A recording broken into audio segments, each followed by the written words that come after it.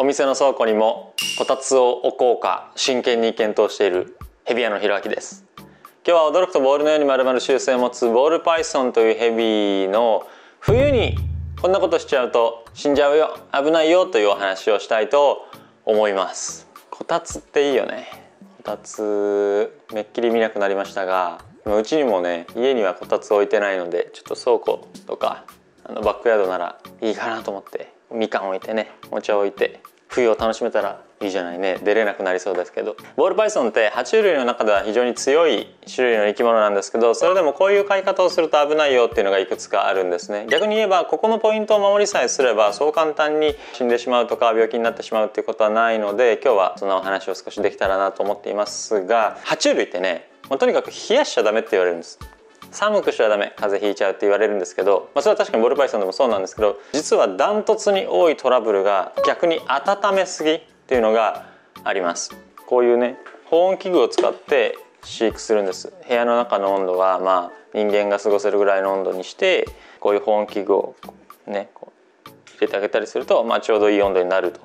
低いところで28度、高いところで32度、温度勾配をつけて飼ってあげるといいよという話をよくしているんですけども、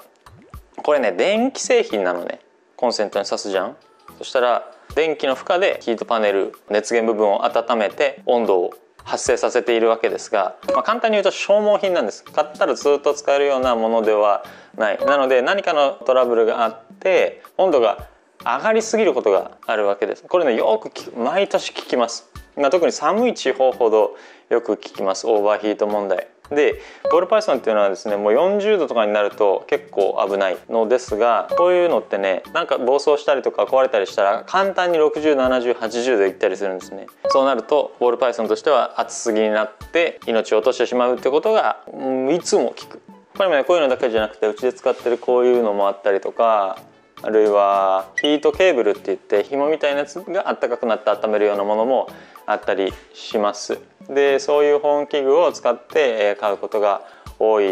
にあたり、特に冬に部屋の中の温度もなかなか上がらないと。だからこういう保温器具の出力を上げてボールパイソンの部屋を暖かくしてあげようってなったりすると、高負荷でこういうものを使うとやっぱりトラブルが起きやすくなるので、温度が上がりすぎてしまうということがあります。なのでできれば1年に1回ぐらいは今うちの保温器具大丈夫かなっていうのを点検してあげるといいんじゃないかなと思います。そう繰り返し言いますけど、こういうのは消耗品ですから劣化をしていく。その過程で何かしらの暴走や事故があったりすることをよく覚えておいて気をつけていただければいいなと思います。それが一番多いかな、冬のトラブルでは。で、最初にお話ししたように、熱の方が弱いんですけど、ボールパイソンってやっぱり温度が低いのもよくはなくて、聞いたことあるのだとね、年末実家に帰りますと1週間ぐらい家に帰ります、家の電気いろいろ消すじゃないですか。こうポチポチポチって消していく時に間違ってボールパイソンの保温器具まで消してしまって、お正月が明けて